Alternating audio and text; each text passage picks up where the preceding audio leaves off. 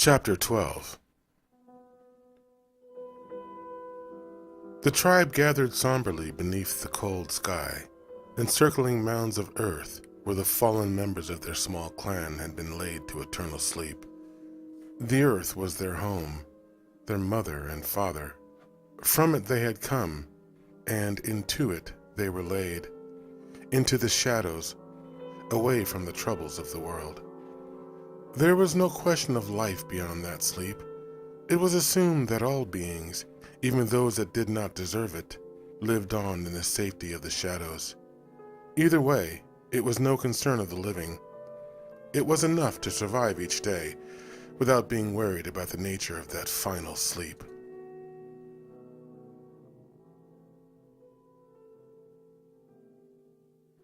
The raiders had shown no honor, so none had been afforded them. The bodies of their dead had been collected and scattered about the empty city, left to feed whatever crawling things would take nourishment from their sour flesh. The mounds of the tribe's fallen, 4 by number, had been dug deep into the earth, a short distance from the building in which they had died. The earth around that structure had been covered in a hard cement shell centuries ago, so the tribe had to search out more pliable ground. Now it was time to say goodbye. Daniel stood before the tribe, hesitant as he began his salutation.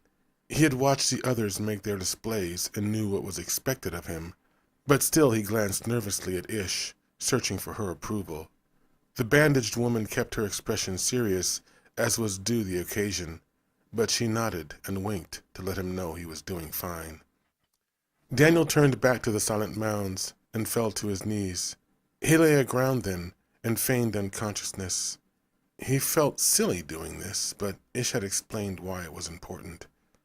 After a moment he reached up quickly, pretended to grasp something, and fell back cradling his bandaged arm. In doing this, he had reenacted his role in the taking of the raiders' leader. Afterwards, he rose, as instructed, and knelt at the mound to conclude the salutations. He thought of Uncle as he knelt, and his heart filled with mourning. He thought of the world he had left behind, or rather the one that had abandoned him and left him in this frozen, chaotic realm. He could barely remember the way he had lived then. It seemed now that the path had always been his home. He remembered the ones who now lay beneath the earth, those who had taken him under their wing, pampered and scolded him, loved him. He was truly a roamer now. He had fought beside them and earned his place, and now he learned to observe their rituals. He cried then, earnest tears that dropped on the grave to let the fallen know that he would continue in their stead. When his tears subsided, Daniel rose and walked away from the mound, careful to keep his head respectfully lowered and to not look back until he had left the circle. Imre was the next to approach the wailing point. He walked slowly to the burial mound, his back erect, his chin held high, in the fashion of a leader. His wounds were few and small, but he displayed them proudly as he turned, gesturing to the 4 corners of the world, the 4 points of the horizon that disappeared in a haze of white for as far as the eye could see. Then he expressed his respect in a series of gestures that represented his last moments of battle, the turning of the tide as the machine soldier had been taken away, in the fight with the ragged man whose treachery had sent the raiders captain to the shadows. When Emery was finished, he cupped his hand over his heart and fell to his knees before the frozen grave. His tears fell to the mound and froze quickly on the ice. The strength of his emotion and that of the others who had preceded his salutation would ever be written into the earth of this monument, but unlike them, he did not utter his loss aloud. He was next in line to lead them, and he would be expected to be as strong as Parker, as resolute and courageous, if indeed that was possible. When his salutation was finished, Imre turned his back on the grave and walked away. It was the last that the dead would be spoken of by name. To speak their name was to draw their spirit back from the shadows and into the world of ice and rock, where they would suffer more. Now they were free, but the tribe's tribulations were just beginning. Ish eyed Imre cautiously as he finished his wailing. He was brave and strong. He fought well, and was not afraid to speak his heart. He could read the letters and the old signs, and knew much about the old ways.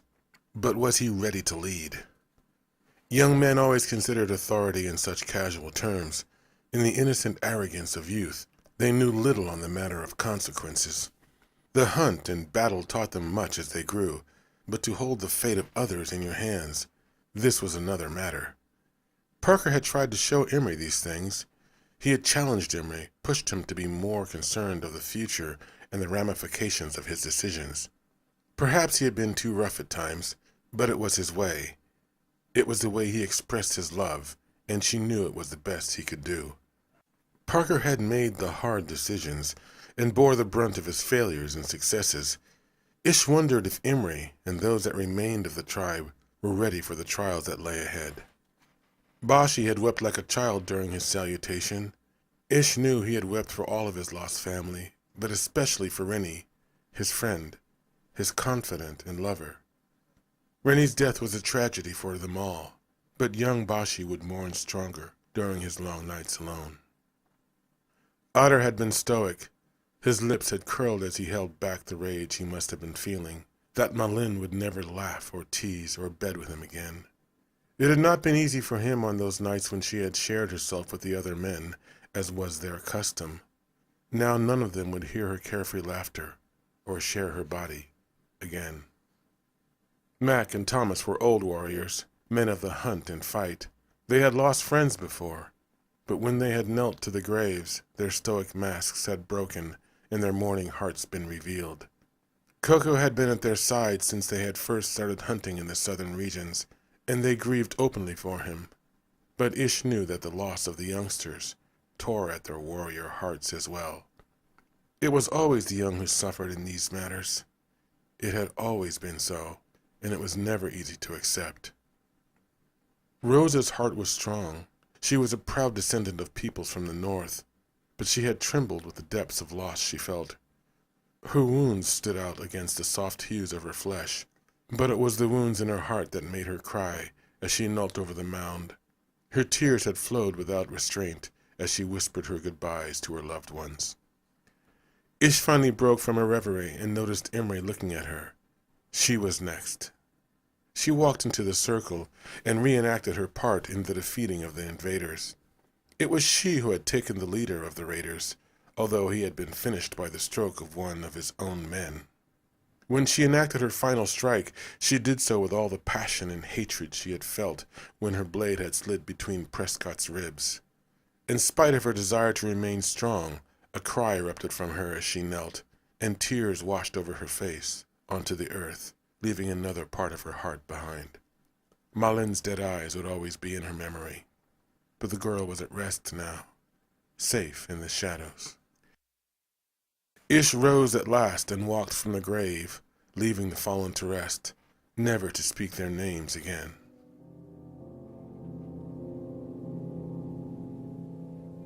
Doll knew these expressions. They were the same ones as those that she had seen written on the faces of people who had hidden with her in the grim years of her flight from the battles that raged all around. She had taken sanctuary in dark halls, in damp, dirty rooms, surrounded by people who had taken an oath to protect her. She had seen their weariness from the stage as she played for them. In her own way, she had begun to ponder them. She had wondered at the longing in their eyes, and what it was they sought as they gazed upon her. Slowly something was taking shape out of her long and troubled past. A new thought, forming in the digital recesses of her mind. It was something she had not experienced before. It had an unfamiliar dimension that perplexed her as she gazed on the nomads' grim faces and observed their strange, tearful rituals. She watched silently as the tribe turned to face the building from where a limping, bent shape had suddenly emerged. There was one last salutation to be made. All turned to see the man who walked from the building and approached the graves. His body was weak, and he was stooped in pain as he walked, but his face was set and determined. He fought his way painfully over the snow and ice, refusing to show weakness, or the depth of his sadness. Parker stood, finally, at the wailing point. Bent in pain, it was only his determination that the tribe should leave this place as soon as possible that forced him past the agony of his wounds. The man did his best not to cry as he danced the last moments of his battle. The older men wanted to rush to his side to tell him this wasn't necessary, but they knew he would hear nothing of it. Ish's heart burnt for him, but she kept her ground and watched the man she loved fight against his own torment and uncertainty in order to show the tribe his resolve. They understood that he could not execute the role with which he had attempted to escape the killer machine's fists. He simulated this instead by moving in a circle. He lifted his arm painfully at last and cried out in defiance of the wounds that hampered him. Then he fell into his salutation. Beneath his wraps and liquor-soaked bandages, he could feel his wound burning like blades of fire. But he kept his face and only let a single tear fall. The rest would have to wait for those moments of solitude when he allowed himself to feel such things. He had to remain strong. He was their leader, and would remain so until he felt Imre was ready for the task. His wailing done, Parker rose slowly and turned to face the tribe. They were only 9 now. Among them were a boy, initiated to battle but fragile yet, and a machine that could not run or fight. These 2 would have to be cared for, watched over while on the path. The others were wounded, but not badly, not enough to keep them from the journey to the basin. His good friend Coco, the young brave Rennie, and sweet, beautiful Malin would follow only in their memories and dreams. But there was another he had yet to acknowledge. Parker walked slowly to the 4th mound and placed his hand over his heart. The tribe nodded their approval of this gesture. It was the first time that such a thing had been done. Within this grave lay the dead metallic fiber body of the usher they had awoken in the ancient theater, the machine that had captured the smart soldier in its grasp and carried it out of battle, only to be destroyed by the act. With his heroism, the usher had turned the tide of the battle and effectively saved the tribe. It had been decided that the machine should be honored in a manner befitting such a sacrifice. Now the last of the tribe looked on Parker expectantly. He returned their gaze. Could he still lead them? They would follow, he was sure, but was he up to the task? He straightened his back, straining to ascend to his full height, and addressed them as forcefully as he could. "We cannot make their lives meaningless by allowing ourselves to fall into the shadows," he said. His voice was weak. His side burned with every word, but he continued. "We cannot stay in this place. It is a trap. It will make us feel comfortable and warm, and then one day we will find that there is no more food, and the snows have just grown deeper and deeper until we are stuck here to die. We will take what remains of the food supply and go to the basin. There we will let the machine woman play on her box, and we'll take food and coin in exchange for listening to her, until we can make a claim to land of our own." Imre stepped forward, but Parker raised his hand. "Let me finish," he said, without addressing the man directly.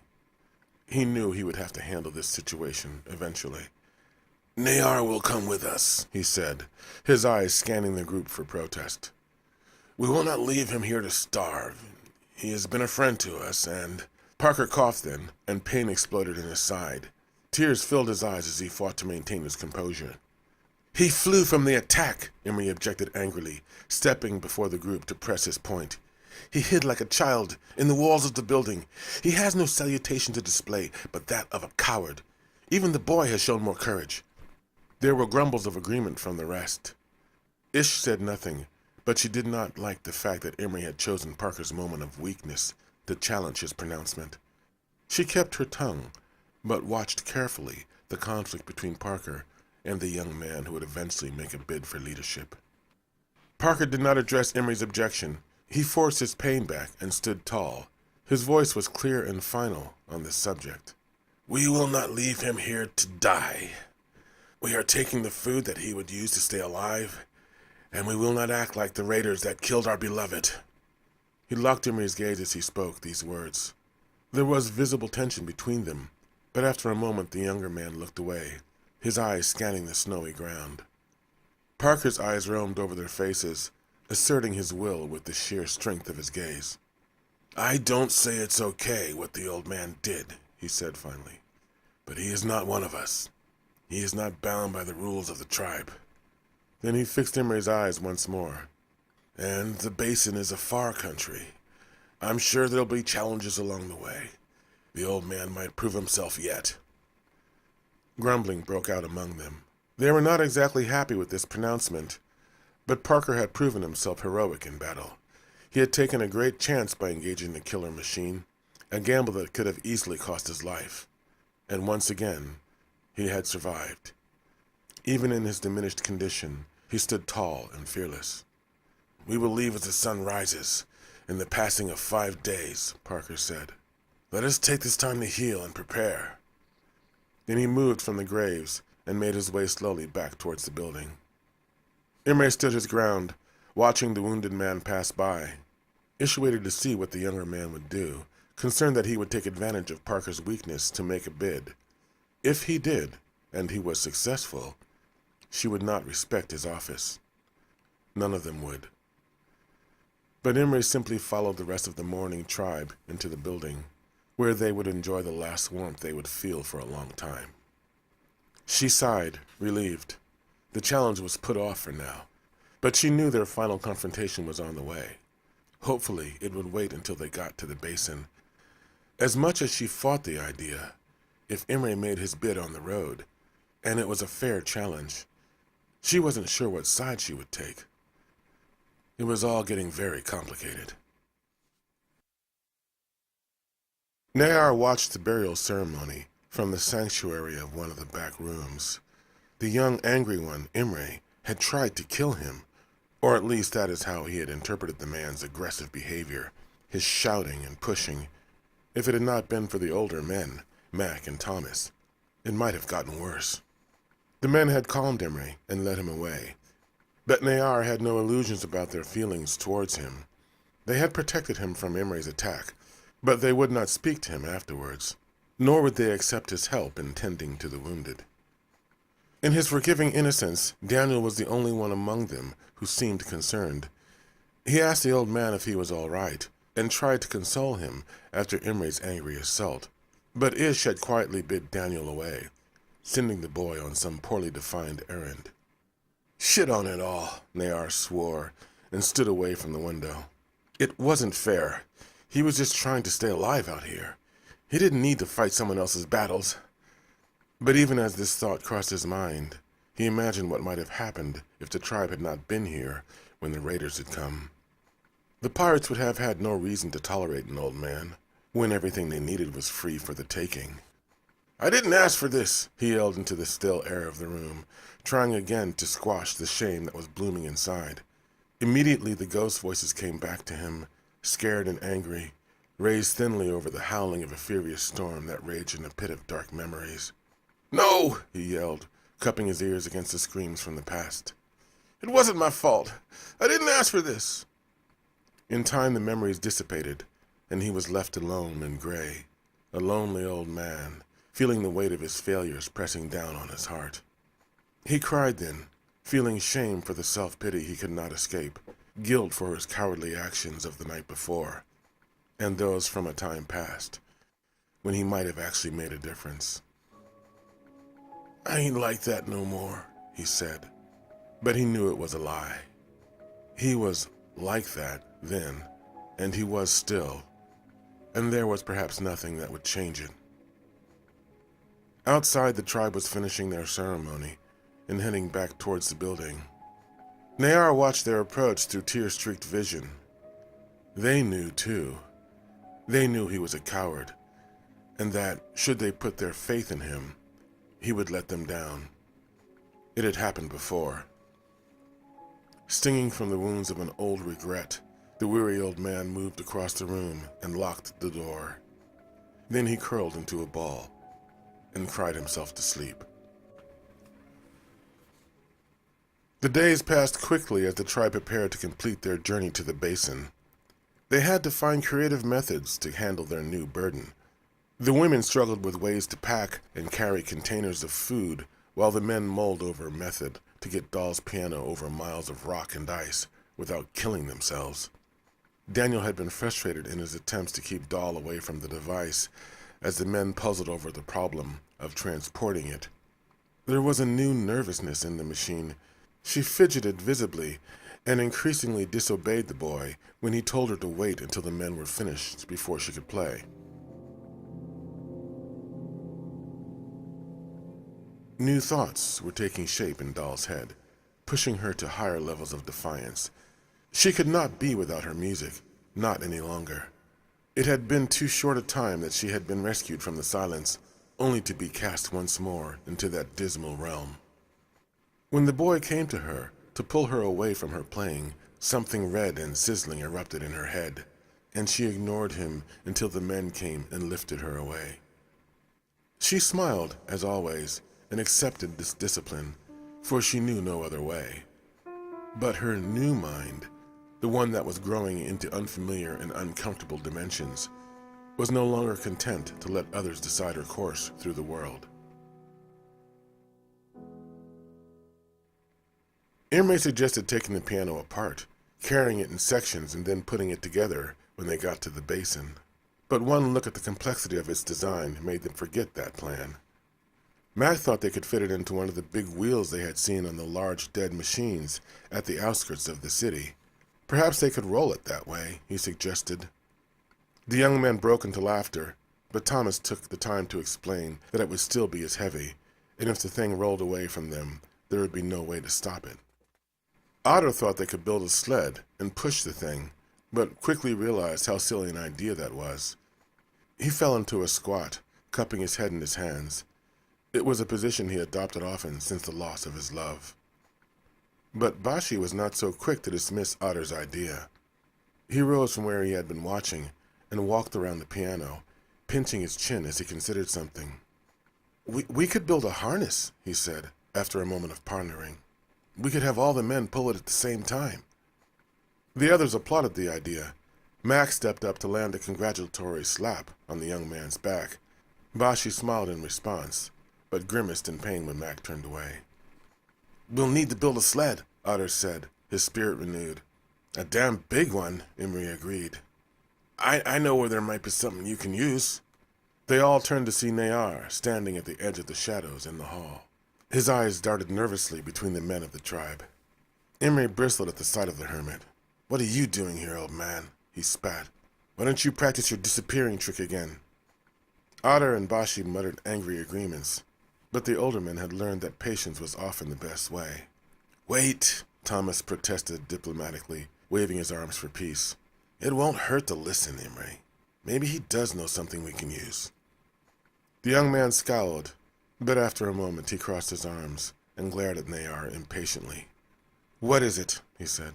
What do you know? Nayar stepped forward hesitantly, his hands held out to plead for patience. Well, you know that old theater place? The usher thing talked about a loading dock, didn't he? Imre raised his chin, his eyes leveled suspiciously on the hermit. Then his expression relaxed. Okay, so what's that? He said. They hadn't been in the old theater since wresting the piano from its depths. Now Imre, Mac, and Thomas entered the place again, cautiously winding through the hallway and over the dance floor. The usher was gone for good, and they did not know what dangers might still lurk in the belly of the place. They worked their way carefully beyond the wreckage of what had once been the stage, and into the darkness near the back doors from where the usher had emerged when they'd first met it. Just like in the old museum where they had found the boy and his machine, there were piles of incomprehensible devices laying all about. They rummaged through the debris, hoping to find something useful, but they could make no sense of any of it. Imre found a series of levers that he thought might have triggered the device that changed the floor design, but the others pushed him away before he could test his theory. None of them wanted to experience that again. They approached a pitch-dark area near the back of the building. Slivers of light broke through the corners of large metallic doors that were blocked from the outside. It was here that they found something that they could indeed use. Damn to that old bastard, Imre swore, scratching his head at the find. Why didn't he think of this before? Mac glanced at Thomas and shook his head. Thomas shrugged back. Neither pointed out that Parker would have simply been grateful. It's a sled, Imre explained to the tribesmen who gathered outside the building to see what he had found. Well, it's not really a sled, but it'll act like one, and... He reached onto the large lever that protruded like a tongue from the front of the thing and flicked a switch. The large flat metal surface of the sled began to hum.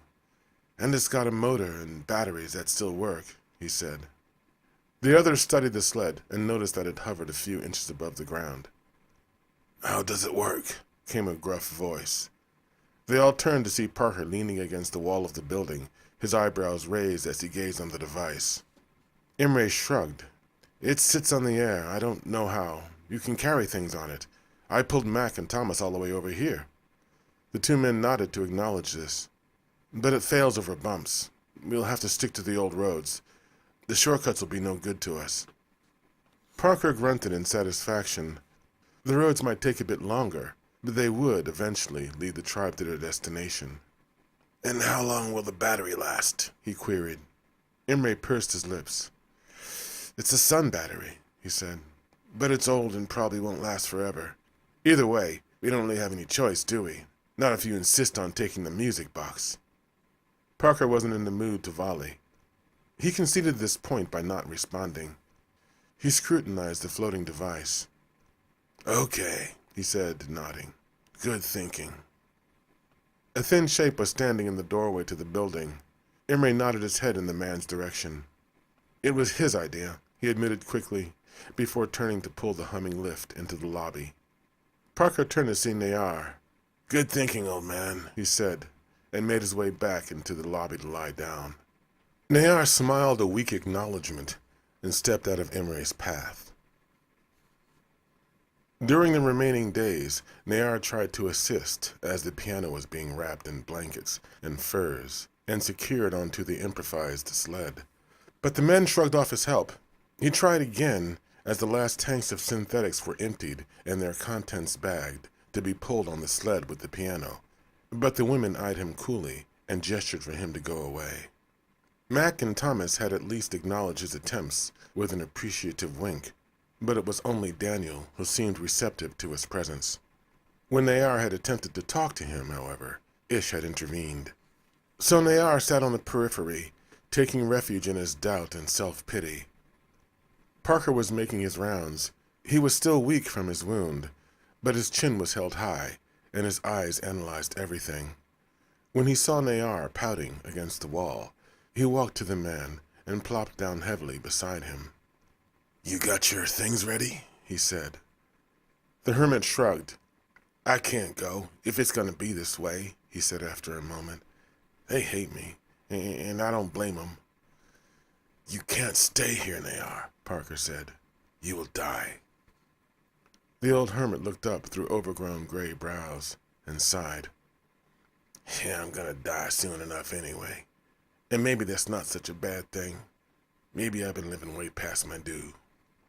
Parker would have none of this talk.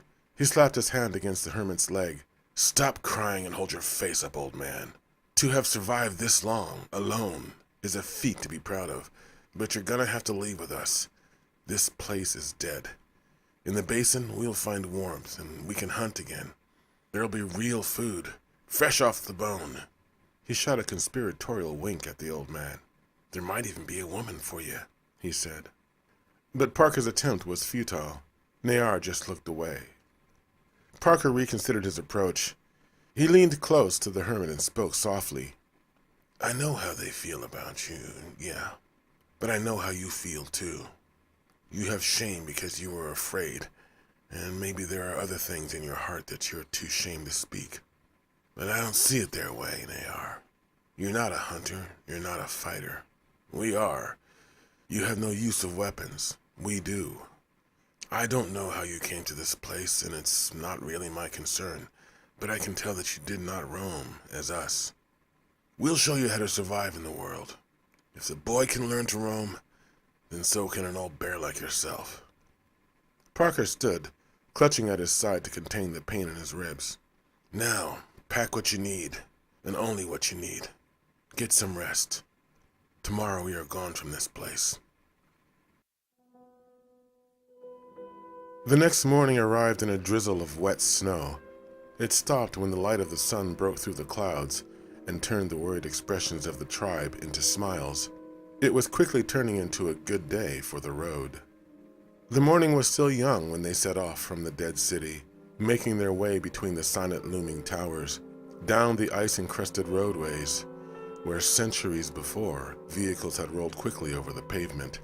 Now the rugged descendants of that lost civilization made slow progress with their special cargo in tow. Otter and Mac were the first in line to pull the sled. Though they occasionally needed help pulling it over huge clumps of debris or up steep inclines, it turned out to be easier than they had thought. As the journey progressed, this duty would be passed along until all had shared the responsibility. Silent as always, Doll walked between Ish and Rosa, the last woman of the tribe. They had wrapped her in thick furs and gloves to protect her irreplaceable hands. Her eyes glanced repeatedly at the heavily wrapped piano on the hovering sled, while Ish and Rosa kept their eyes on her. Daniel walked on the outside of the group, with the men. Parker said that he was expected to act as one of them now. His arm was healing quickly. The bleeding had stopped long ago, and only a dull throb remained of the pain he had felt. Nayara walked beside Parker, near the front of the procession. Parker had insisted on this arrangement, for he was afraid the hermit would fall behind and get lost in the snow. Perhaps intentionally. But Nayara wanted to stay close to the chief anyway. If anything happened to Parker, he felt sure the rest of the tribe would abandon him to the frozen wastes. In spite of what Parker assumed, he did not want to die out here. As the sun reached its zenith, they came to the place where the large buildings began to diminish. They paused to take in the sight of the gray towers one last time before they made their way into the mountain roads. "Look," Daniel said, pointing to a dark shape laying in the snow at the edge of the roadway ahead. They followed the boy's gesture and saw a man lying on his back. The men took their weapons in hand and approached the still form. "It's him," Emery said, as he gazed on the dead man. "It's the one who turned on their chief." The others came to look down on Paul's body. His thick beard was matted with ice.